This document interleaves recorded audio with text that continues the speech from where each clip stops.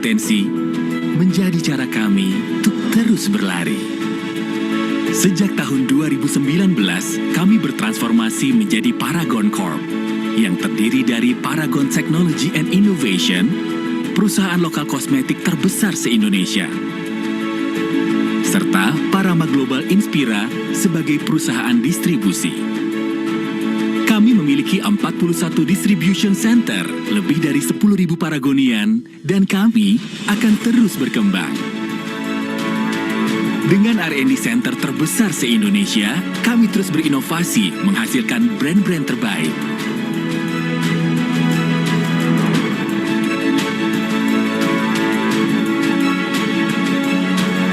Visi kami adalah memberikan kebermanfaatan yang lebih besar berdasarkan 4 pilar demi membantu sesama untuk kemajuan Indonesia.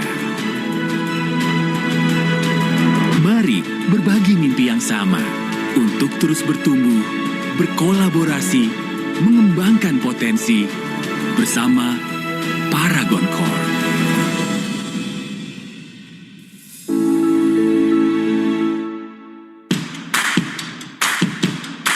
Seiring dengan pesatnya perkembangan yang terjadi, kebutuhan masyarakat Indonesia juga semakin meningkat. Nasabah membutuhkan partner untuk membantu mencapai tujuan hidup.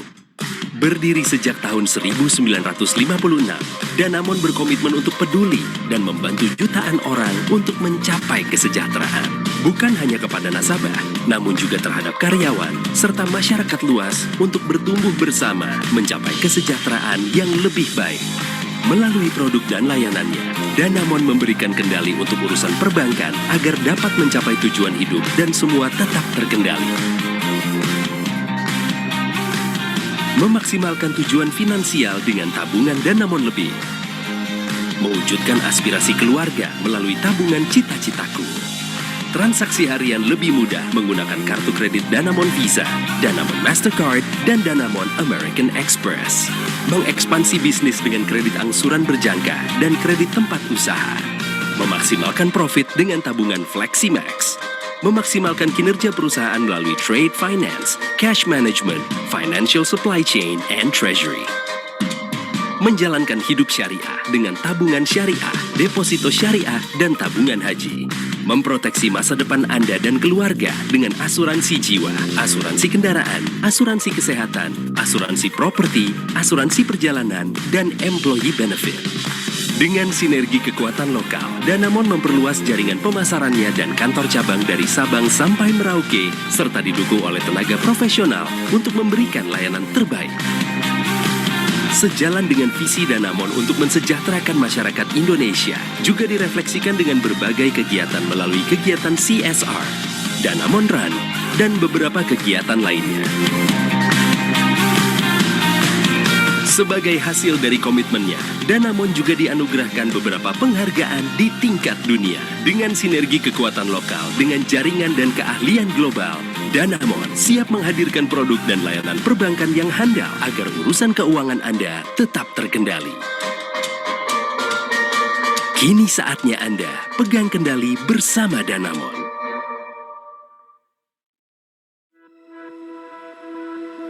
Perubahan selalu berikan tantangan.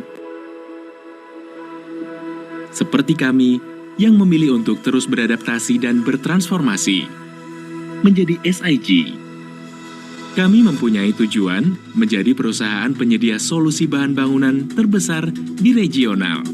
Melalui inovasi produk, kami ciptakan metode pembangunan masa depan yang cepat, terjangkau, dan ramah lingkungan.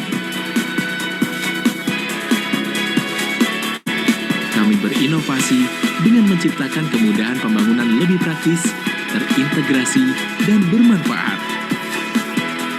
Kini, kami adalah perusahaan penyedia solusi bahan bangunan yang akan bertindak beda dan selalu melebihi jangkauan. SIG, Go Beyond Next.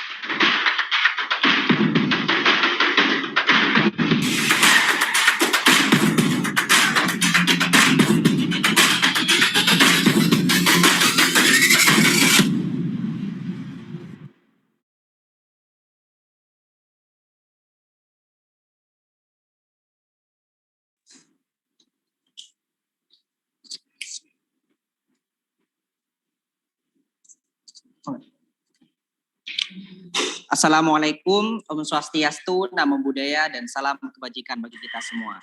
Selamat siang teman-teman, gimana nih kabarnya hari ini? Semoga teman-teman senantiasa sehat dan dilancarkan segala urusannya. Perkenalkan, saya Afi Ahmad Ridho, akrab dipanggil Afi, selaku moderator yang akan memandu acara Company Talk, UI Career, Internship, Scholarship, and Entrepreneurship Virtual Expo atau UICC Virtual Expo 2023. Kickstart your career today. Tekan 1 kalau teman-teman siap membangun karir. Mantap.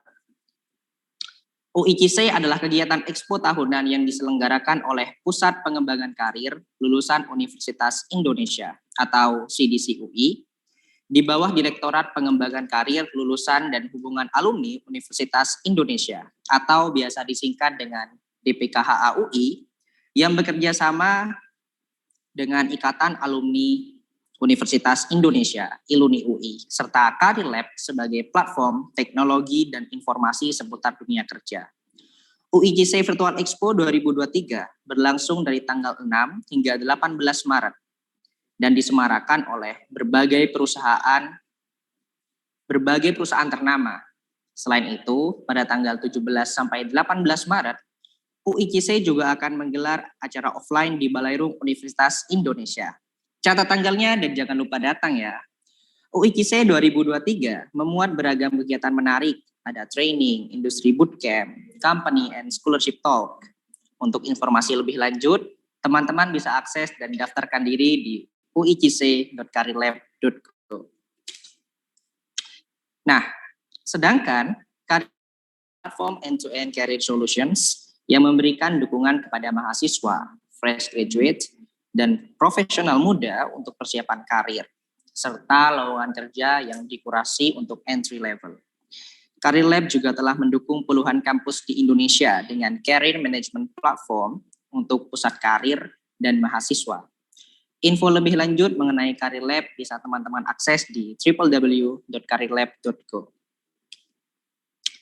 Selanjutnya, saya mewakili seluruh tim mengucapkan terima kasih kepada pihak sponsor yang telah mendukung pelaksanaan kegiatan ini, yakni pertama PT Danamon Indonesia, yang kedua PT Kereta Api Indonesia Persero, yang ketiga Paragon Technology and Innovation, yang keempat PT Semen Indonesia Persero Tbk, serta official media partner kami, yakni Komunitas Narasi, Dahlia FM Bandung, RTC UI, Radio Universitas Tarumanegara, Radio Mercu Buana, Jurnaba, Kabar Pulau, Pasbana, serta UNJ Entrepreneur Club. Teman-teman sekalian, sebelum beranjak pada sesi pemaparan, seluruh hadirin diharapkan untuk mengkonfirmasi kehadirannya melalui QR Code yang akan ditampilkan pada slide berikut.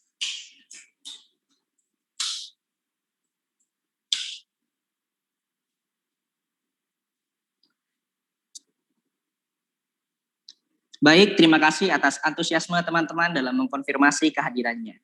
QR Code akan kembali ditampilkan di penghujung acara nanti.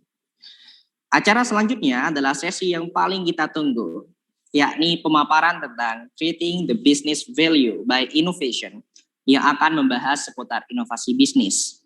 Pemaparan akan disampaikan oleh Mas Hardian Dani Satria, akrab dipanggil Dani.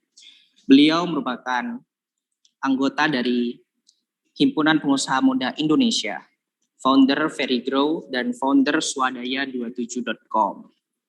Dengan berbagai pengalaman teruji dan jam terbang yang mumpuni, pastinya kualitas pemaparan beliau tidak perlu diragukan lagi. Teman-teman, mari kita sapa pemateri kita siang hari ini. Halo Mas Dani, apakah sudah tergabung dengan kami? Ya, Mas Afi, terima kasih Mas.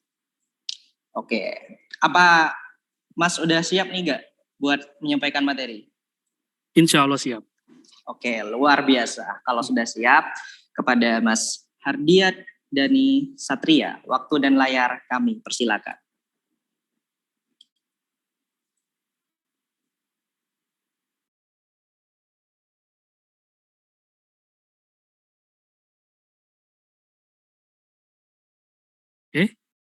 Sudah terlihat layarnya Mas? Terlihat jelas. Oke, siap. izin menyampaikan ya. Pertama-tama saya ingin mengucapkan salam. Assalamualaikum warahmatullahi wabarakatuh. Salam sejahtera bagi kita semua. Pertama-tama saya ucapkan terima kasih kepada Panitia UICC 2023 atas penyelenggaraan acara tahunan ini. Semoga acaranya berjalan lancar. Tidak lupa saya ucapkan terima kasih kepada para sponsor yang telah mensupport acara ini, kepada rekan perusahaan, kepada rekan mitra wirausaha, kepada media partner, dan juga kepada audiens teman-teman yang hadir pada saat kesempatan pada saat ini. Oke, pertama-tama saya ingin memperkenalkan diri. Nama saya Haldia Dani Satria. Saya alumni FISIP UI angkatan 2010. Saya juga founder dari startup digital dan yang bernama swadaya27.com, yaitu situs pencari kerja khusus untuk UMKM dan lokal-lokal yang ada di daerah. Seperti itu. Pada kesempatan kali ini saya ingin membahas tentang menciptakan nilai bisnis dengan inovasi atau creating the business value by innovation, yang nantinya materinya akan meliputi seperti ada 10 pokok bahasan yang ingin saya sampaikan, yaitu 1, saya akan mencontohkan usaha saya yang saya geluti yang berhubungan dengan business value. 2, definisi secara umum tentang business value. 3, elemen business value. 4, value proposition. 5, inovasi dalam bisnis. 6, teori tentang inovasi di masyarakat. 7, manfaat menjadi pribadi yang inovatif. 8, budaya inovasi di masyarakat. 9, inovasi bagi perkembangan daerah. Dan 10, overview tentang usaha yang saya jalankan saat ini.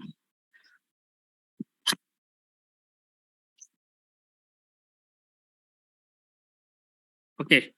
Pertama-tama saya ingin menjelaskan tentang contoh usaha yang saya geluti yang saat ini yang berhubungan dengan tema kita, yaitu bisnis value, yaitu adalah Varegro. Varegro ini adalah sebuah usaha agriculture saya yang bergerak di bidang produksi pupuk cair organik yang berdiri sejak tahun 2021. Nah, usaha ini sekarang udah memasuki tahun ketiga gitu kan.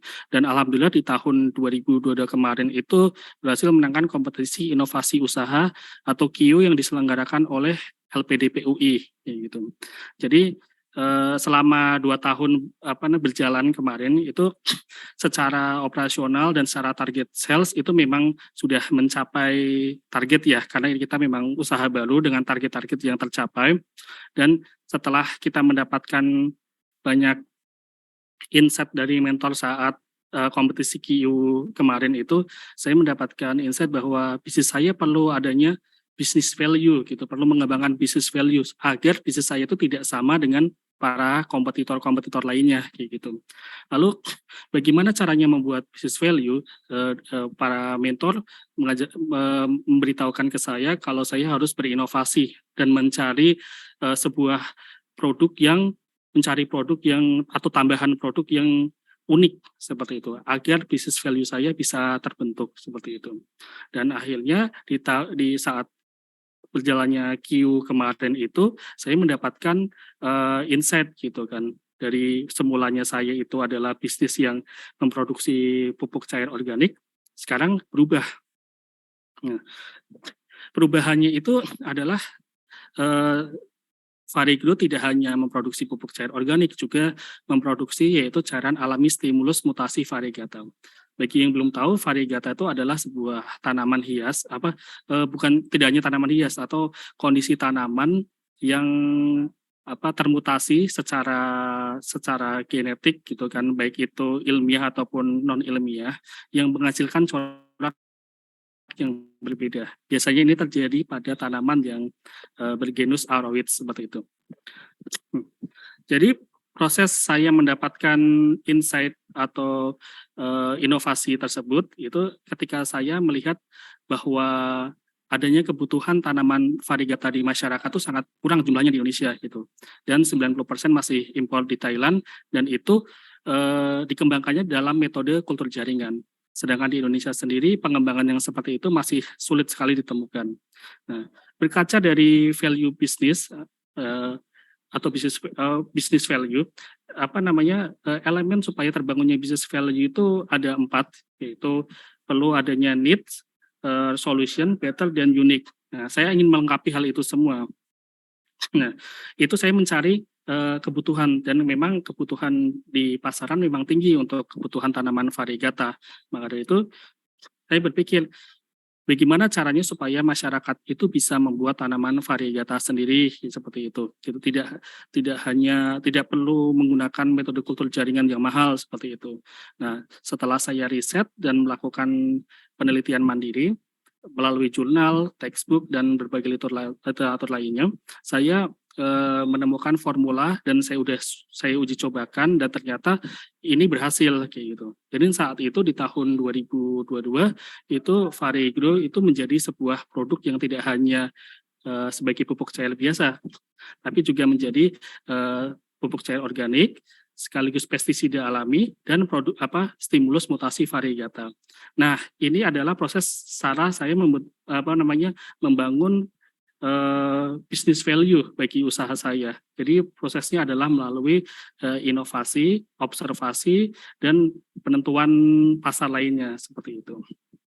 Nah, ini yang nantinya akan kita bahas pada masalah business value. Seperti diketahui bahwa business value itu merupakan sebuah persepsi pemilik bisnis atas produknya. Jadi business value itu dilakukan karena adanya evaluasi mandiri yang dilakukan oleh pemilik bisnis sampai pemilik bisnis itu yakin bahwa usahanya itu memiliki kualitas baik dengan memperlihatkan 4 elemen. Elemen yang pertama itu adalah needs atau sesuai kebutuhan pasar. Yang kedua itu adalah solution, memiliki solusi bagi masyarakat. Yang ketiga itu better atau lebih baik daripada kompetitor lainnya. Yang keempat adalah unique, punya keunikan yang membedakan dengan kompetitor lainnya.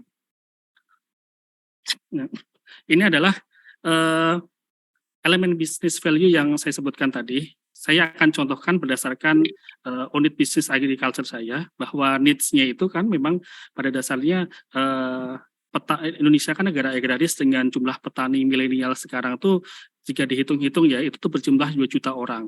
Itu adalah sebuah potensi luar biasa untuk sebuah produk pupuk gitu, terutama pupuk organik, karena dari DPR RI yang membawahi bidang agriculture juga menyebutkan bahwa potensi pupuk di Indonesia itu masih sangat besar kayak gitu. Karena pupuk organik itu memang sesuai dengan target SDGs, karena kan memang tujuan dari target SDGs itu adalah membuat kelestarian tanah atau lingkungan darat itu menjadi lebih baik kayak gitu.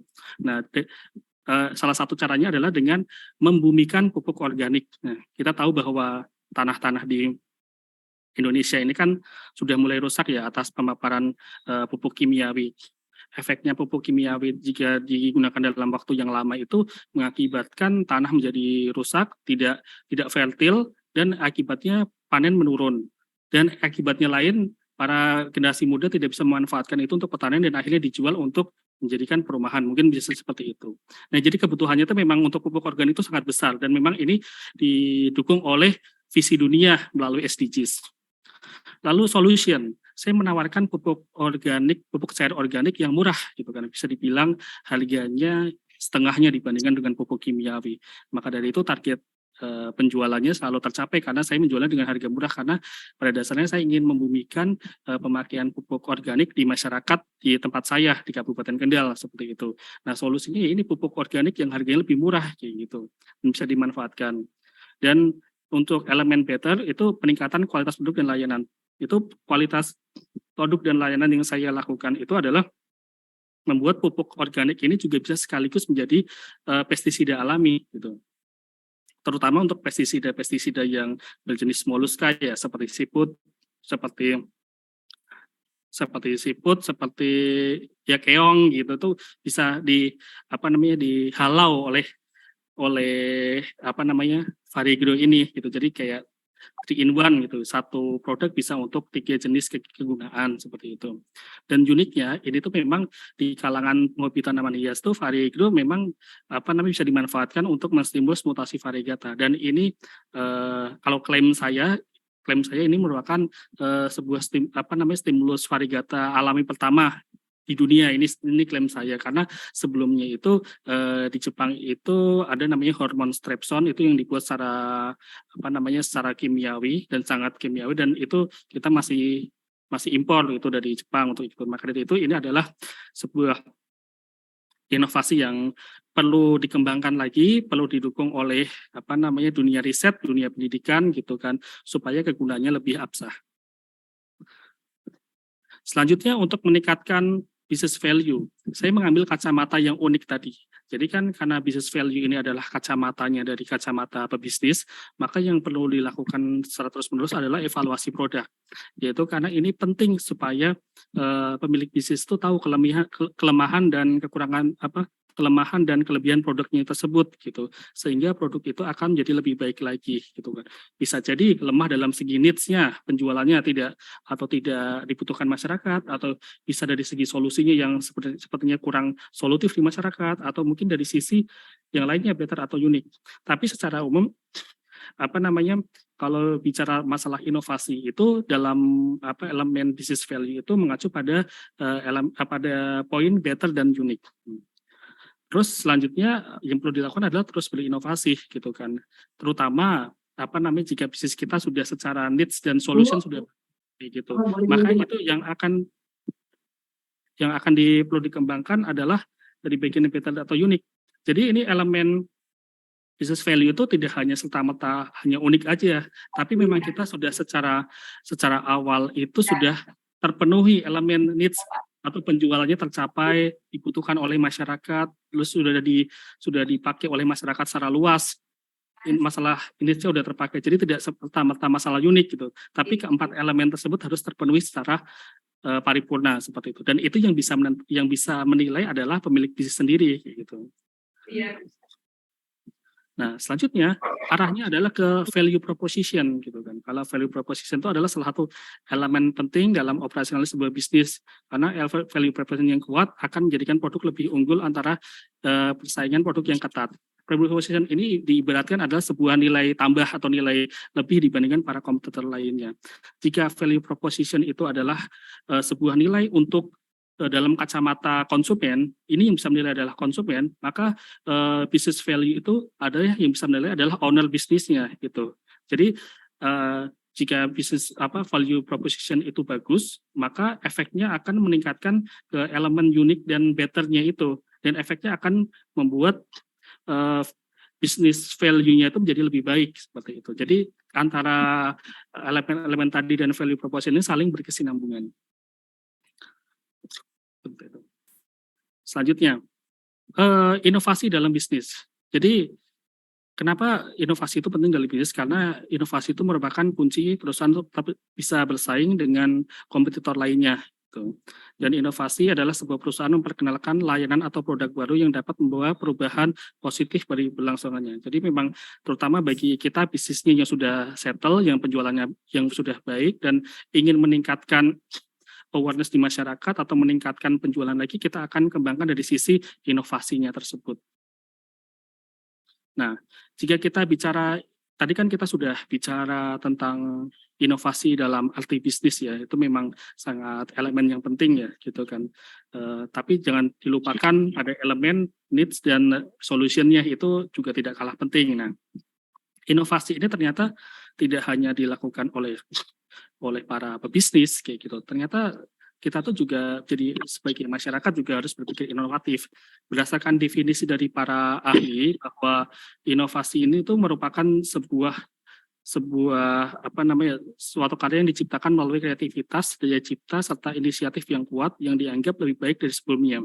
Jadi bisa dibilang inovasi itu tidak serta-merta sesuatu yang baru, tapi inovasi itu bisa termasuk improvisasi atau sesuatu yang sudah ada kita perbarui agar perspektifnya lebih baik lagi kayak gitu. Jadi berdasarkan jika saya melihatnya dari kacamata hak cipta ya atau kekayaan intelektual, improvisasi itu sudah termasuk inovasi kayak gitu. Contohnya kita mematenkan gelas berwarna merah gitu, terus kita membuat gelas yang berwarna yang lain seperti abu-abu, itu sudah termasuk inovasi karena dia menawarkan sesuatu yang baru seperti itu. Jadi pada dasarnya tuh inovasi itu tidak semuanya tuh harus yang serba baru, tapi menawarkan kebaruan atas yang sudah ada seperti itu.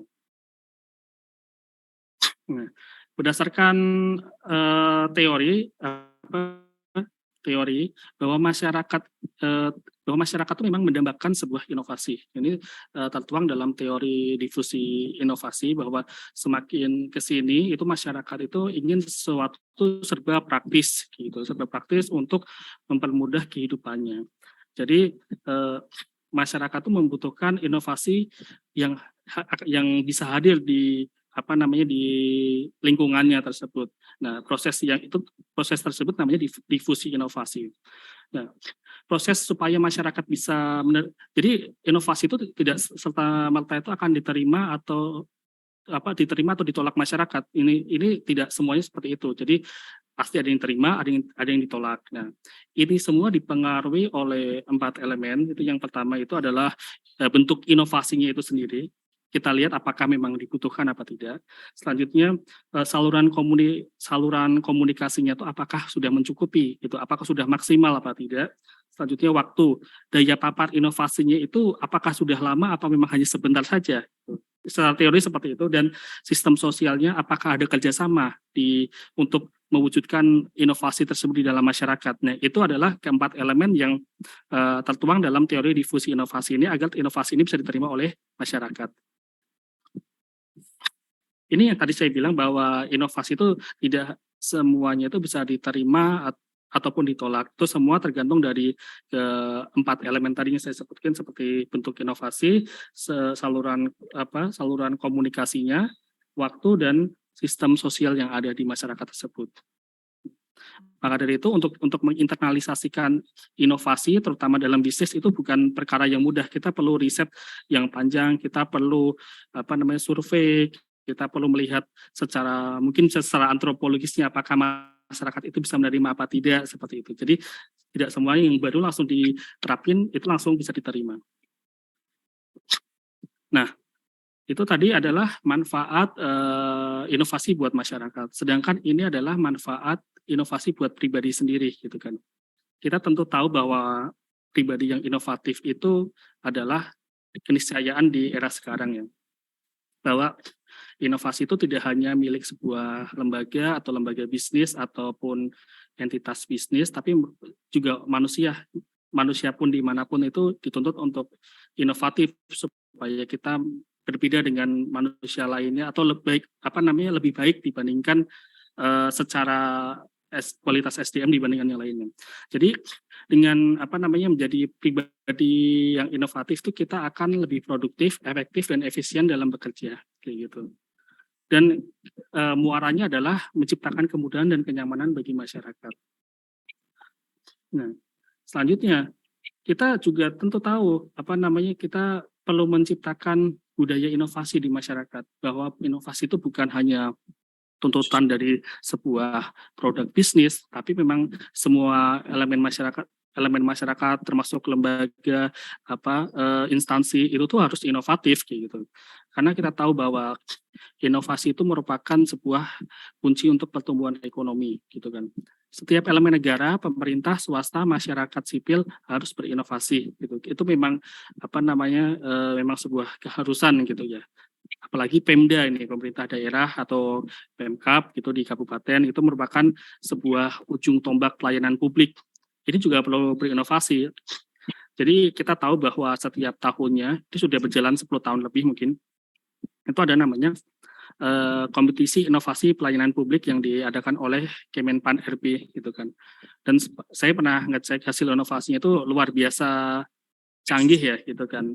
Karena saya melihat bahwa ternyata Pemda, Pemkab, pemerintah pusat, kementerian, BUMN dan BUMD itu inovasinya sangat unik gitu dan bisa membantu pelayanan publik dari yang mulanya konvensional bisa lebih canggih atau sudah mulai go digital seperti itu. Dan itu salah satu yang perlu diapresiasi ya, karena kita sering melihat bahwa persepsi orang terhadap pelayanan publik itu selalu konvensional. Ternyata ketika pas dilihat di dalam inovasi-inovasi yang dituangkan itu sudah termasuk bagus, dan itu merupakan salah satu yang perlu diapresiasi. Karena pelayanan publik yang inovatif itu akan memberdayakan masyarakat lebih optimal dan akan meningkatkan perekonomian secara tidak langsung, akan seperti itu. Nah, lalu inovasi bagi daerah sendiri seperti apa? Kita tahu bahwa kekurangan daerah dibandingkan pusat itu, bahwa di pusat itu segala macam SDM brilian tuh ada seperti itu kan. Jadi itu untuk mengembangkan ibu kota atau mengembangkan perkotaan itu jauh lebih mudah karena mereka memiliki sumber daya yang bagus di bidang SDM-nya gitu kan. Nah, bagi daerah sendiri, buat kita sebagai pribadi yang ada di daerah, kita menjadi pribadi yang inovatif itu sangat bermanfaat. Kita tuh tentu bisa akan terus berinovasi terhadap produk-produk yang ada di daerah gitu kan, agar bisa menjadi lebih baik lagi produknya. Kita juga bisa menjadi pemecah masalah gitu, problem solver gitu, karena di situ kita melakukan problem solving atas masalah-masalah. Maka dari itu tidak heran ya bahwa di daerah itu banyak startup yang menyelesaikan permasalahan lokal gitu, ketimbang yang masalah secara menyeluruh di Indonesia ini. Nah, itu menurut saya sih sangat bagus ya gitu, karena SDM atau pemuda-pemuda di daerah yang inovatif itu perlu diberdayakan. Dan itu nantinya inovasi-inovasi yang dibuat oleh pemuda inovatif di daerah tersebut juga bisa menjadi ide bisnis sendiri gitu kan. Dan tentunya akan melakukan perbaikan kinerja yang ada di daerah tersebut. Nah, sedangkan ini adalah sebuah overview tentang usaha saya startup di daerah yang tujuannya adalah mengurangi angka pengangguran di daerah. Namanya swadaya27.com gitu kan. Ini merupakan sebuah startup gitu kan, digital, dan meskipun sekarang masih under maintenance juga, ada proses pengembangan. Jadi ini visinya adalah menyebarkan lowongan-lowongan kerja sektor UMKM atau informal menjadi digital gitu kan. Karena memang permasalahan sekarang itu saya lihat bahwa lowongan kerja yang banyak itu memang ada di pusat kota, dan itu perusahaan yang ataupun entitas yang formal gitu kan. Nah, menurut saya banyak di daerah itu orang yang bekerja di sektor informal gitu kan. Itu perlu didigitalisasikan supaya informasinya bisa tersebar dengan baik kayak gitu. Bahkan informasi-informasi lokal seperti yang dibutuhkan di desa pun bisa terdigitalisasi. Itu adalah sebuah harapan. Nah, ini adalah lokasi tempat kantornya, yaitu berada di Desa Tanjung Mojo, Kecamatan Kangkung, Kabupaten Kendal, yang berdiri sejak tahun 2018 dengan melalui berbagai macam utak-atik model bisnis sampai sekarang masih bertahan seperti itu, dan harapannya sampai ke depan banyak berkolaborasi dengan mitra pemerintah ataupun pihak swasta lainnya gitu, itu harapannya. Dan terakhir sudah di tahun 2021 kemarin itu sudah bekerjasama dengan Dinas Tenaga Kerja untuk menjadi tempat monitoring jumlah pengangguran di daerah. Jadi dipakai di tiap-tiap balai desa, dan kemudian siapa yang menganggur di-input namanya di situ, dan informasi lokalnya juga di-input, nanti kita akan matchingkan di situ melalui sistem yang ada. Nah, ini adalah sebuah motivasi saya kenapa saya membangun swadaya27.com, karena saya melihat bahwa problem pengangguran itu masih menjadi masalah yang krusial ya di Indonesia ya. Kita tahu bahwa kita hitung 5 tahun terakhir lah gitu kan, jumlah pengangguran tuh meningkat ya. Kita lihat dari tahun 2018 itu jumlah pengangguran itu sekitar 7 juta. Dan di tahun 2019 itu bertambah jadi 7,05 juta gitu kan. Nah, pas pandemi Covid tahun 2020, pertambahannya itu mencapai 2,7 juta. Jadi dari yang semula 7,05 juta menjadi 9,7 juta. Itu sebuah kenaikan yang sangat besar ya gitu kan. Sangat besar karena saat itu emang eranya PHK, rekrutmen terbatasi, peluang kerja juga terbatasi. Itu memang memang sebuah masalah yang besar saat itu. Dan tapi pemerintah memberikan beberapa solusi seperti kartu prakerja yang memberikan insentif bagi yang terdampak PHK, itu kan juga salah satu bentuk kepeduliannya seperti itu. Dan mulai banyak pelatihan-pelatihan yang bisa untuk meningkatkan soft skill yang gratis seperti itu. Itu juga salah satu bentuk yang sampai saat ini tetap masih ada gitu. Dan di tahun 2021 itu turun menjadi 9,1 juta gitu kan. Jadi tapi penurunan ini masih belum menyelesaikan problem pengangguran karena kondisinya masih belum seperti saat sebelum COVID yang masih jumlahnya masih sekitar 7 juta orang gitu. Nah, ini adalah sebuah permasalahan tenaga kerja dan di tahun 2022 ini juga angkanya turun gitu kan. Jadi yang sebelumnya 9,1 sekarang menjadi 8 jutaan gitu kan. 8, dan di tahun kemarin itu sempat naik dari Februari ke Agustus dari 8,4 juta jadi 8,42 juta. Dan uniknya itu berdasarkan data dari BPS itu pengangguran itu didominasi oleh lulusan SMA sebanyak 2,4 juta. Nah, ini merupakan tren yang cukup baru ya dibandingkan dengan tahun-tahun sebelumnya bahwa sebelumnya itu sebelum pandemi itu pengangguran itu didominasi itu oleh lulusan SMK gitu. Tapi waktu pas pandemi sampai sekarang itu didominasi oleh lulusan SMA. Ini bisa jadi karena kemampuan SMA yang tidak dibekali oleh kemampuan vokasional. Jadi mungkin untuk mencari pekerjaan saat pas pandemi, saat membutuhkan itu masih kurang. Itu asumsi dari saya seperti itu. Nah, ini berdasarkan data dari statistik bahwa pengangguran itu paling banyak itu di usia 20 sampai 24 tahun gitu. Itu sebanyak 2,5 juta gitu kan. Di usia-usia mungkin sekarang usia-usia fresh graduate untuk lulusan perguruan tinggi ya mungkin ya, bisa vokasional, bisa diploma maupun S1. Ini memang usia-usia ketika orang-orang itu sudah mulai hidup mandiri, mencari pekerjaan sendiri ya. Dan saya harapannya yang mencari pekerjaan di UICC 2023 ini bisa segera mendapatkan pekerjaan di tahun ini. Amin. Nah, ini adalah fakta-faktanya dan yang selanjutnya yang paling banyak itu adalah umur 25 sampai 29 tahun jumlah pengangguran. Oke, sedangkan saya ingin menjelaskan fenomena di tempat tinggal saya yaitu di Kabupaten Kendal. Itu jumlah penganggurannya juga termasuk yang tinggi ya gitu dibandingkan dengan rata-rata Jawa Tengah itu termasuk tinggi gitu. Padahal kita tahu bahwa Kendal itu merupakan kota penyangga ya gitu, penyangga ibu kota provinsi yaitu Semarang gitu kan. Jadi seharusnya kan banyak akses ke sana ke pekerjaan ke Semarang itu yang bisa menyerap tenaga kerja.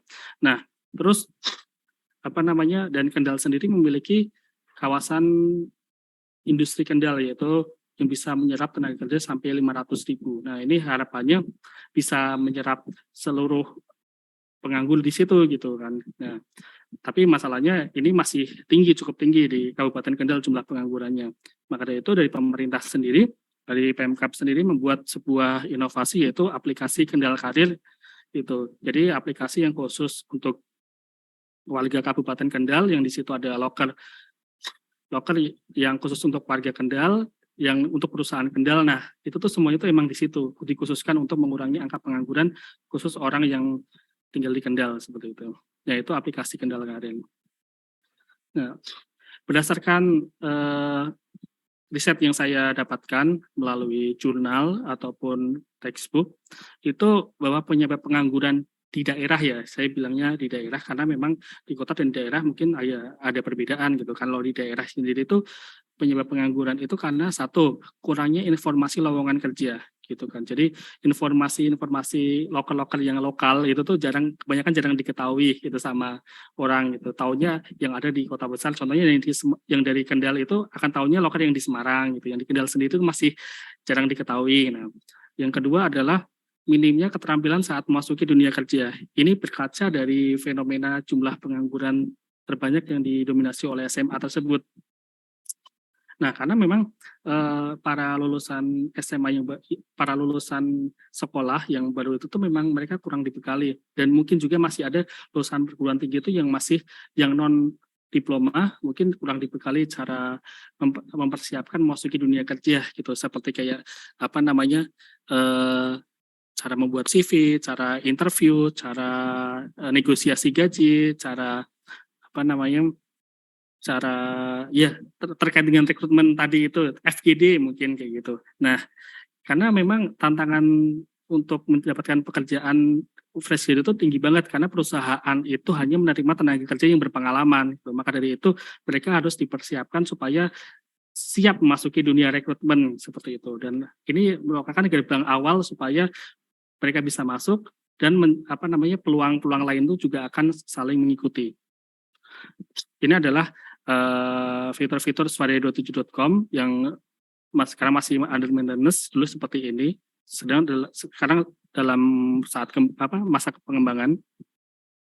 Dan selanjutnya ini adalah salah satu layanan dari swadaya7.com, yaitu Swadaya Mengajar, yaitu pembelajaran persiapan memasuki dunia kerja gitu kan, untuk mengurangi angka pengangguran dan meningkatkan angka penyerapan tenaga kerja. Ini saya lakukan itu masuk ke balai desa, terus ke pondok pesantren gitu untuk memberikan training ke sana gitu supaya anak-anak atau siswa-siswa tersebut bisa mempersiapkan seperti cara membuat CV, cara negosiasi, interview dan lain sebagainya, atau mungkin membuat career path itu juga dipersiapkan melalui layanan ini, Swadaya Mengajar ini.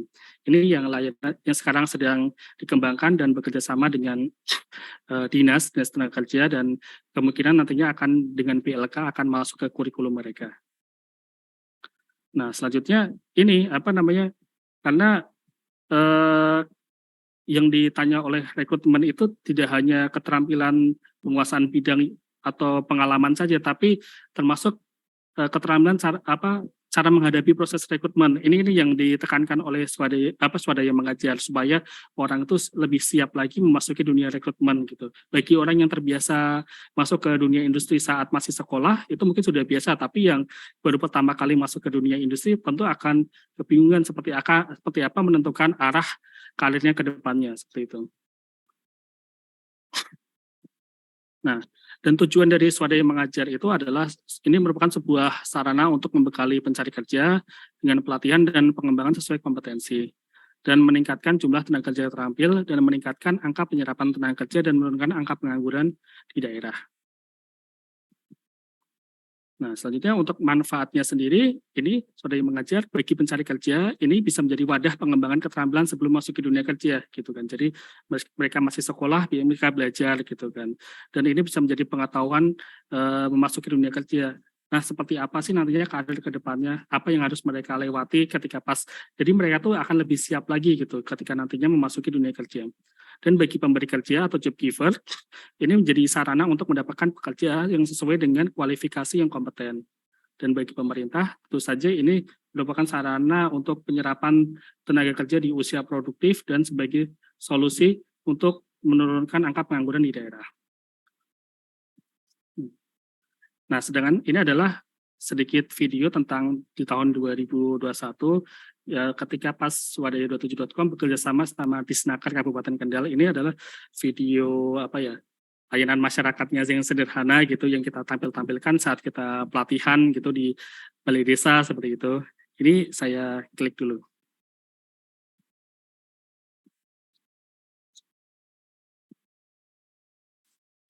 Kabupaten Kendal, sebuah kabupaten di Provinsi Jawa Tengah. Ibu kota Kabupaten Kendal ada di Kecamatan Kendal dan masuk dalam wilayah metropolitan Kedung Sapur. Jarak terjauh wilayah Kabupaten Kendal dari barat ke timur adalah sejauh 40 km. Sedangkan dari utara ke selatan adalah sejauh 36 km. Kendal terbagi menjadi 20 kecamatan dengan 265 desa serta 20 kelurahan. Sebagai salah satu dampak pandemi COVID-19 adalah yang pertama meningkatnya angka pengangguran di Kabupaten Kendal. Faktanya berdasarkan data BPS menunjukkan angka pengangguran tahun 2019 berkisar 30.800 orang dan di tahun 2020 meningkat menjadi 40.300 orang. Yang kedua, minimnya penyerapan tenaga kerja. Dan yang ketiga, kompetensi tenaga kerja masih rendah. Peran pemerintah harus hadir di tengah-tengah masyarakat dengan memfasilitasi pelatihan bagi calon tenaga kerja dan pasca pelatihan ditempatkan di perusahaan masing-masing.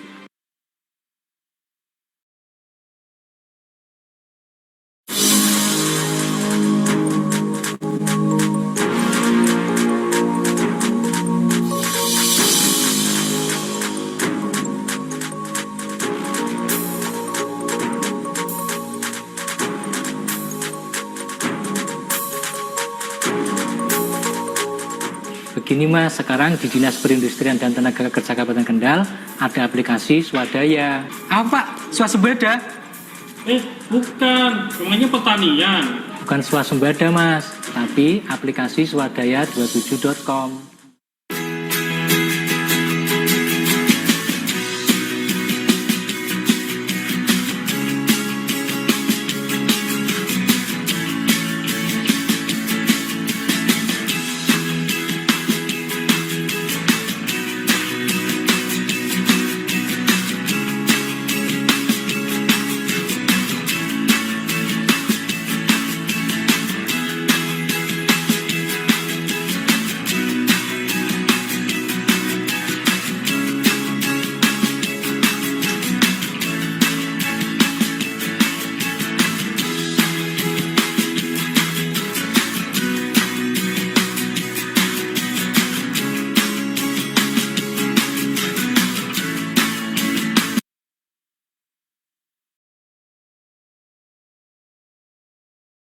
Selanjutnya ini yang terakhir, ini salah satu quotes yang saya suka dari Nikola Tesla, yaitu tentang sebuah penemuan yang korelasinya juga pada sebuah inovasi, yaitu bahwa penemuan adalah produk terpenting dari otak kreatif manusia gitu, dan tujuan utamanya adalah sebuah penugasan penuh pikiran atas dunia material dan pemanfaatan sifat manusia untuk kebutuhan manusia. Jadi ini adalah sebuah hasil karya manusia dari manusia untuk manusia. Mungkin itu dulu pemaparan dari saya. Mohon maaf jika ada salah kata. Wabillahi taufiq wal hidayah. Wassalamualaikum warahmatullahi wabarakatuh. Waalaikumsalam warahmatullahi wabarakatuh. Baik, terima kasih atas pemaparan Mas Dani yang sangat komprehensif, informatif, dan insightful tentunya. Beberapa hal yang saya sempat catat tadi, yang pertama tentang business value, persepsi pemilik bisnis terhadap produk. Ada 4 indikator, need, solutions, better, and unique. Inovasi adalah kunci perusahaan untuk bersaing, yang memuat ide-ide baru dan punya kaitan erat dengan kreativitas. Namun ada juga difusi inovasi, ini bentuk sosialisasi waktu dan tatanan sosial yang menentang seluruh inovasi. Swadaya27.com sendiri lahir dari keresahan terhadap jumlah pengangguran muda yang kian masif. Swadaya27 bersama stakeholder lainnya diharapkan menjadi katalisator yang dapat meningkatkan soft skill dan hard skill, serta menyebarluaskan informasi seputar dunia kerja.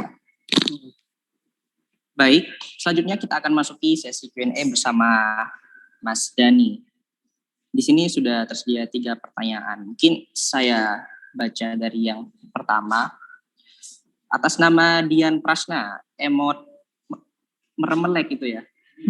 Selamat siang, perkenalkan nama saya Dian Prasna. Saya ingin bertanya terkait dengan riset yang telah Mas lakukan. Bagaimanakah kerangka berpikir yang digunakan? Apakah ada format tertentu dalam suatu bentuk karya tulis? Menurut Mas, bagaimana strategi yang digunakan dalam memulai bisnis? Lalu, apa kendala yang Mas hadapi dalam membangun startup? Sekian dan terima kasih sebelumnya. Oke, terima kasih Kak Dian Prasna, gitu kan. Ada emot senyumnya. Oke, ini pertanyaannya sangat sangat banyak ya, sangat komprehensif gitu jawabannya gitu kan. Jadi riset yang saya lakukan untuk ini kan tadi kan kaitannya dengan business value ya, untuk peningkatan business value itu kan adalah riset tentang bagaimana saya akan menciptakan sebuah inovasi ya, gitu kan, inovasi. Nah, inovasi yang saya lakukan ini kira-kira nanti tuh bergerak di bidang apa. Contohnya saya kan inovasi kan biasanya kan melekat kepada bisnis yang sudah ada sebelumnya. Contohnya saya tuh dulu bisnis produksi pupuk cair organik ya. Kira-kira inovasi seperti apa sih yang bisa saya kembangkan? Nah, riset yang saya lakukan itu adalah pertama melihat ini tuh lihat kondisi masyarakat dulu. Kira-kira tuh yang dibutuhkan selain pupuk cair tuh apa sih kayak gitu kan. Itu bisa dilihat dari pandangan common sense kayak gitu. Itu bisa dilihat kira-kira butuhnya apa. Lalu karena berhubung saya suka sesuatu yang berhubungan dengan fakta empiris ya, saya akan cari jurnalnya karena gitu. Karena ini kan dunia agriculture itu kan inovasinya kan berkaitan dengan hasil penelitian ya. Saya akan cari sumber-sumber yang bisa menguatkan inovasi saya kayak gitu kan. Saya akan mencari di jurnal seperti apa inovasinya gitu kan, dan saya akan membuat suatu formula yang baru gitu kan, yang baru yang sebelumnya belum pernah ada. Ini tuh biasanya semakin kita menggeluti suatu bidang itu tuh kita tuh akan menemukan banyak inspirasi di bidang tersebut sebetulnya. Jadi riset yang saya lakukan tentu saja pertama riset observasi biasa itu bisa dilakukan via internet browsing kayak gitu kan, ataupun lihat kondisi di lapangan di toko-toko di toko pertanian itu bisa juga kayak gitu, pemantauan langsung. Kedua adalah riset ilmiah itu yang saya lakukan untuk membuat sebuah produk saya itu manfaatnya itu absah gitu kan. Karena kita untuk di bidang agriculture itu kalau sesuatunya itu tidak berbaik berdasar atas riset itu nanti produk yang kita berikan itu tidak bisa dipercaya oleh masyarakat seperti itu. Nah itu riset yang saya lakukan. Sedangkan format tertentu tuh sebenarnya saya tidak ada ya gitu ya. Yang penting saya yang penting saya catat aja gitu, nggak ada format tertentu. Yang penting riset yang saya dapatkan itu saya catat, kemudian saya akan diskusikan dengan teman-teman yang di bisnis serupa kayak gitu. Kan biasanya kan kalau saya kan dulu kan sekarang kan di HIPMI ya. Jadi kan teman-teman yang bergerak di bidang agriculture, saya akan tanya itu kayak gitu, akan tanya satu persatu gitu, kira-kira kalau saya bikin produk seperti ini seperti apa ya. Ini itu kayak semacam validasi gitu ke sesama bisnis kayak gitu, kira-kira menguntungkan nggak ya? Nah, kita akan mendapatkan kacamata dari mendapatkan perspektif dari para pebisnis yang lainnya, kira-kira kalau mereka punya hal serupa, kira-kira seperti apa. Nah, selanjutnya kita akan datang langsung tuh kita ke tempat targetnya siapa. Karena ini variegata ini berhubungan sama tanaman hias, saya akan ke komunitas tanaman hias, tanya seperti itu. Kira-kira kalau ada produk seperti ini seperti apa? Jadi ada triangulasi di situ. Jadi triangulasi di dalam kacamata pebisnis dan dari kacamata konsumen, dan triangulasi dari literatur yang kita baca secara ilmiah dan pengamatan yang fenomena di lapangan seperti itu. Lalu bagaimana strategi yang digunakan dalam memulai bisnis? Kalau saya pribadi dari dulu memang bisnis itu kalau untuk bisnis yang pertama itu adalah bisnis yang ibaratnya yang cari duitnya duitnya gampang dapatnya, ibaratnya kayak gitu. Itu yang saya dapetin. Nah, jika contohnya saya tuh dulu kan dagang ya, pernah dagang mainan, sekarang punya toko herbal juga kayak gitu di rumah. Nah, itu tuh kayak bisnis-bisnis yang akan yang emang tujuan utamanya itu hanya mencari uang kayak gitu. Saya nggak ngebayangin sampai ke dalam bisnis value gitu. Kira-kira mencari value apa? Karena yang dipikirnya hanya menjual dan menjual gitu aja. Nah, setelah ada keuntungan dari situ, saya buka bisnis lain yang punya bisnis value. Nah, saya memang karena background keluarganya adalah pertanian, saya membuka bisnis pupuk cair seperti itu. Tapi di sini juga saya kembangkannya ada sentuhan dari business value ketika saya kemarin mengikuti kompetisi inovasi usaha, kebetulan mentornya luar biasa dan di situ mendapatkan banyak insight kayak gitu. Bagaimana cara membangun business value seperti itu. Dan nah dari bisnis yang ketiga ini barulah saya baru bisa idealis ibaratnya. Idealis dalam artian bisnis yang punya visi punya visi tersendiri gitu lah, punya visi idealis lah ibaratnya. Itu baru bisa. Tapi sebelumnya saya menjalankan bisnis yang emang tujuannya itu hanya profit dan profit aja gitu. Itu kalau menurut saya sih bisnis yang carilah bisnis yang nyari uang yang dapat duitnya gampang dulu kalau menurut saya kayak gitu. Kalau untuk yang kendala yang saya hadapi ketika pas membangun startup, ini kan saya kan setelah startup ini kan adalah bisnis tersier saya. Ibaratnya saya punya visi saya punya visi ketenagakerjaan bahwa kok di Indonesia kok angka penganggurannya tinggi terus gitu kan. Terus kenapa kok di daerah kok orang kok termasuk tinggi gitu. Padahal apa sih penyebabnya? Itu karena dulu saya pernah bekerja di perusahaan Alih Hidayah gitu kan. Saya itu jadi paham kenapa kok bisa itu terjadi karena mereka kurang informasi tentang lowongan pekerjaan. Maka dari itu saya membuat sebuah platform yang isinya itu lokal-lokal yang ada di daerah, di desa, dan segmentasinya itu adalah UMKM. Nah, dari situ gitu kan. Nah, kendala yang dihadapi itu kalau startup itu kan identik dengan inovasi digital ya gitu kan. Karena memang background saya itu bukan digital ya gitu kan. Background saya bukan programmer atau IT, itu jadi sebuah kesulitan tersendiri gitu kan. Maka dari itu saya harus mencari partner yang bisa memvisualisasikan ide saya. Itu yang kendalanya di situ karena memang saya kompetensinya di sebuah pemrograman tidak di situ gitu kan. Saya harus mengalokasikan banyak budget supaya bisa membayar orang yang punya kompetensi di situ. Nah itu kalau startup tuh kelemahannya di situ. Itu kesalahan saya mungkin dulu ya karena tidak menggeluti bidang programming gitu kan. Tapi nggak apa-apa karena ini adalah era kolaborasi ya. Jadi siapa aja bisa menjadi sesuatu kayak gitu kan. Kita tahu bahwa Jack Ma itu kan juga dulunya bahasa Inggris kalau nggak salah gitu kan, jurus pendidikannya, tapi dia menjadi salah satu petinggi di Alibaba seperti itu, yang dimana perusahaan teknologi seperti itu. Jadi kalau kelebihannya, kalau kendalanya membangun startup itu pertama di kompetensi saya, dua ada di ketika pas tidak bisa menghasilkan apa-apa, kita harus berpikir kira-kira ini mau diubah seperti apa model bisnisnya agar tetap bisa menghasilkan uang. Contohnya, pertama saya kan membuat situs mencari kerja. Yang kedua adalah membuat sebuah training, usaha training. Nah itu jadi ada lini bisnis yang lain yang bisa mengcover ini. Nah ini cukup banyak yang cukup banyak diminati di daerah seperti itu. Terus kedepannya ada diminta untuk bikin merchandise yang berhubungan sama dunia kerja itu juga bisa. Terus akhirnya kita membuat di situ. Dan keempat, itu kemarin ditawarin untuk menjadi mitra headhunter supaya kalau ada kandidat-kandidat yang qualified, kita akan kirimkan ke rekruter tersebut seperti itu. Jadi memang kendalanya bisa dari diri saya sendiri sih sebenarnya utamanya gitu. Kalau masalah dana itu kan kalau kita udah punya bisnis yang cukup settle itu kan bisa dapat aliran dananya dari sana gitu. Yang penting kita kalau ingin mengembangkan bisnis yang idealis, kita kalau saran saya punya bisnis yang tetap dulu yang bisa menghasilkan yang aman lah, bisnis yang aman terlebih dahulu. Itu dari saya. Terima kasih. Baik. Lanjut ke pertanyaan kedua nih Pak dari siap. Mas dari Anonymous Attendee, sebut saja AA.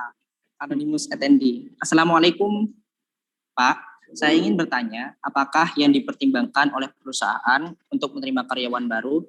Dan biasanya berapa lama waktu yang dibutuhkan perusahaan untuk menginformasikan kelulusan daftar kerja, Pak? Karena pengalaman saya sudah mencoba mendaftar di beberapa perusahaan, namun belum ada kabar terbaru. Terima kasih banyak, Pak.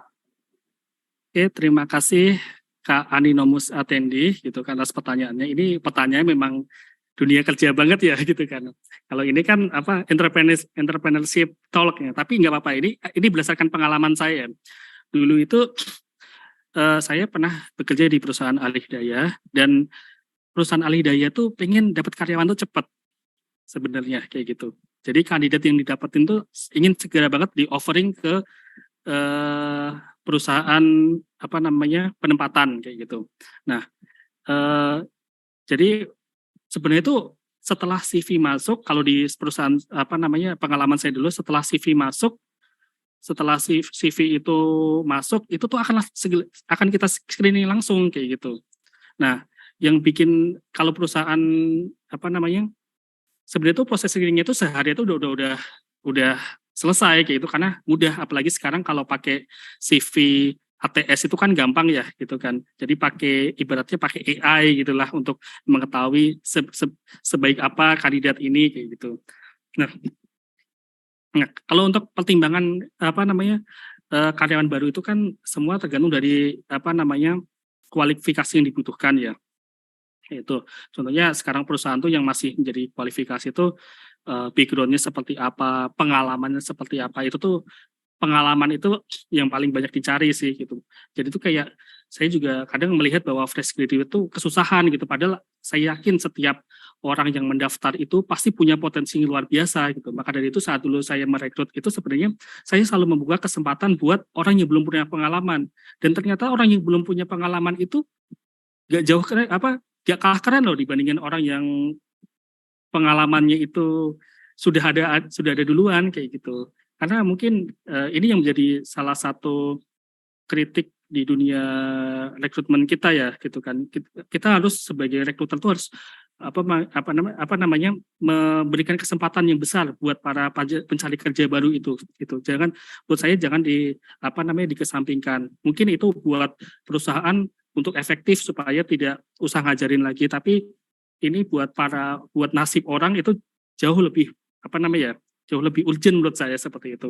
Kalau saya pertimbangan barunya dulu saya ngelihatnya dari waktu pas interview, saya lihat yang penting cukup pendidikannya, usia cukup, oke, interview. Nah, interview ini yang saya akan lihat dari karakteristik kandidatnya gitu kan. Karakteristik kandidatnya itu kelihatan kira-kira kan, kita kalau semakin udah sering interview kan kelihatan ya ini yang ingin kerja beneran, ini akan seperti apa, kelihatan dari gesturnya, dari ininya, dari motivasinya kayak gitu-gitu. Jadi kelihatan kayak gitu. Jadi itu pertimbangan saya sih kalau saya akan merekrut. Pertama, nggak harus CV nggak harus bagus, nggak punya pengalaman segudang, nanti saya akan lihat saat interview seperti itu. Dan waktunya itu sebenarnya untuk proses rekrutmen itu CV ditaruh, terus rekruter screening, terus masukin ke Excel. Nah, kandidat-kandidat itu kita panggil itu di hari kedua, bisa jadi hari kedua, hari ketiga kalau banyak, terus hari keempat kita offering kan. Sebenarnya itu kurang dari seminggu udah bisa dikirimkan kayak gitu ke perusahaan ke perusahaan penempatan kayak gitu. Jadi sebenarnya itu proses rekrutmen 1 minggu itu bisa kayak gitu. Itu bisa banget kayak gitu. Karena mungkin lama itu dari rekruternya sendiri, dari perusahaan lain itu mungkin ada ada kegiatan yang lain, biasanya sourcing di tempat lain, mungkin lagi mentraining di tempat lain, itu yang bikin lama mungkin.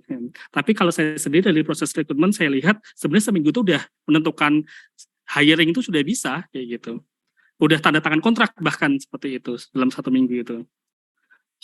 Nah, ini saran dari saya, ini kan bagi yang belum pernah bekerja itu kan coba aja, yang penting masuk dulu gitu kan, buat pengalaman dulu, karena ini tuh yang menjadi bekal. Mungkin teman-teman tidak sesuai sama passion atau apa, itu nanti dikesampingkan dulu, karena itu yang akan menjadi batu loncatan kayak gitu. Bahkan ini pengalaman saya, ini pekerjaan pertama saya itu dulu tuh di radio gitu kan, padahal gak ada pengalaman di situ kayak gitu. Nah, tapi di situ tuh saya setelah itu saya punya banyak koneksi, punya banyak kesempatan yang lain seperti itu, bisa bangun usaha, punya berteman dengan ini gitu kan. Jadi itu emang pekerjaan awal tuh mungkin paling tidak sesuai passion, tapi itu yang paling berkesan menurut saya kayak gitu. Jadi apapun itu diterima dulu aja, kita akan mendapatkan ilmu dari situ. Jadi menurut saya kalau kita gagal di pekerja, gak ada kata gagal, kita hanya belajar di situ. Ibaratnya gini, meskipun gajinya kecil ataupun pekerjaannya berat, jadikan itu sebagai batu loncatan kayak gitu untuk ke pekerjaan selanjutnya. Karena teman-teman kalau udah punya pengalaman satu, itu tuh insya Allah udah di mata rekruter yang lain itu tuh punya daya tawar yang lebih seperti itu. Terima kasih.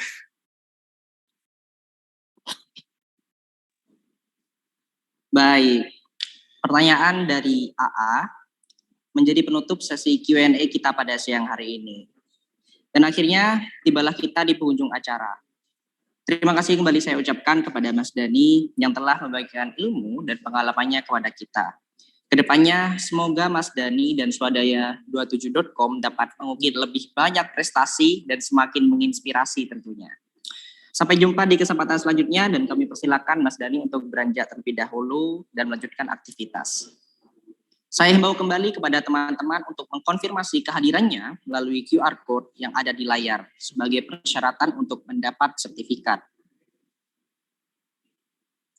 Saya juga ingin menginformasikan bahwa Career Lab membuka kesempatan bagi teman-teman semua untuk memenangkan ratusan hadiah dan grand prize. Titi DJ, tuker tiket destinasi jalan-jalan Jakarta Bali dan Jakarta Lombok. Kumpulkan kupon undian dan ikuti berbagai challenge di Instagram dan TikTok @careerlab.co.